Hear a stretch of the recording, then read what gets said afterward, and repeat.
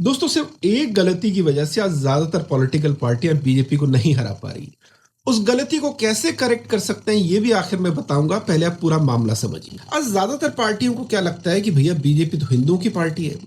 अब हुआ ये कि बीजेपी का विरोध करने के चक्कर में ये ज्यादातर पार्टियां खुद एंटी हिंदू हो गई। मतलब केजरीवाल जैसे नेता जो इतने कैलकुलेटिव हैं, वो तक दिल्ली विधानसभा में कश्मीर फाइल्स का मजाक उड़ा देते हैं। कहते हैं इस फिल्म को यूट्यूब पे डाल दो। हिंदुओं के सबसे बड़े आराध्य भगवान राम है। इस देश में 100 करोड़ से ऊपर हिंदू हैं। बावजूद इसके जब भव्य राम मंदिर का शिलान्यास हुआ तो 2 साल बाद आज भी राहुल गांधी वहां दर्शन करने नहीं गए। डीएमके तमिलनाडु में हार गई।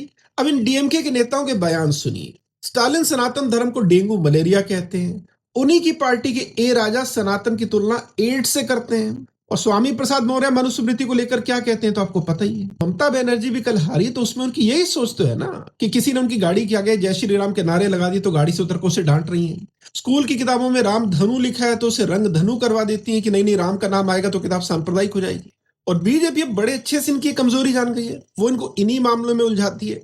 बीजेपी को कहती है बोलो वंदे मातरम। ये लोग कहते हैं तुम सबसे वंदे मातरम क्यों बुला रहे हो। राहुल गांधी राम मंदिर नहीं जाती तो बीजेपी पूछती है क्यों नहीं गए, तो अब इनके पास कोई जवाब नहीं बनता। और चूंकि ये ज्यादातर पार्टियां इन्हीं मामलों में उलझी रहती है और जनता के सामने भी यही बात आती है कि ये लोग तो एंटी हिंदू हैं, तो जो असल मुद्दे जिन पर बीजेपी को घेरा जा सकता उस पर बात ही नहीं हो पाती। इसी वजह से तो बीजेपी इतनी कॉन्फिडेंट है। तभी वो यूजीसी में से प्रावधान ले आती है। उसे पता है कि एक सेक्शन कितना भी नाराज हो जाए हमें कोई हरा नहीं सकता। अब मेरा बड़ा सीधा कहना है कि हिंदुत्व की राजनीति करने का मतलब भैया एंटी मुस्लिम होना नहीं है। मुस्लिम की राजनीति करने का मतलब ये भी नहीं कि अगर उनके एक सेक्शन की तरफ से कुछ गलत किया गया तो या तो आप उस पर पर्दा डालो या उस पर कुछ बोलो ही ना।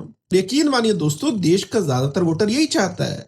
वो कहता है कि भैया आप हिंदुओं का तुष्टिकरण मत करो लेकिन बेवजह उनको गाली भी मत दो। अब मुसलमानों को भी गाली मत दो लेकिन बेवजह उनका तुष्टिकरण भी मत करो। इतनी बेसिक और सिंपल सी बात है। पता नहीं इन पार्टियों को क्यों नहीं समझ आ रही। तभी आज ये हालत है कि देश के 10 में से 8 लोग आज बीजेपी रूलिंग स्टेट में रह रहे हैं।